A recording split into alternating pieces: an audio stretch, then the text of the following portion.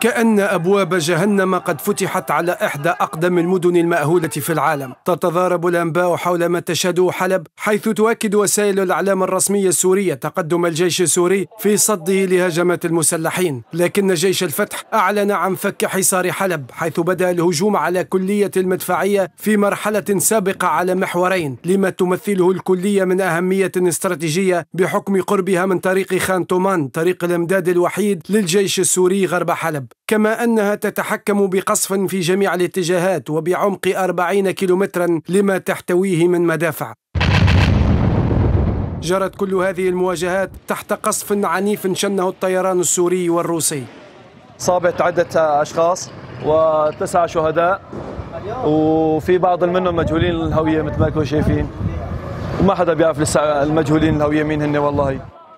لتأكيد سيطرته على كلية المدفعية، نشر جيش الفتح مقاطع فيديو تصور عملية اقتحام مقاتليه للكلية، وتظهر فيها بقايا أسلحة وذخيرة ومدرعات.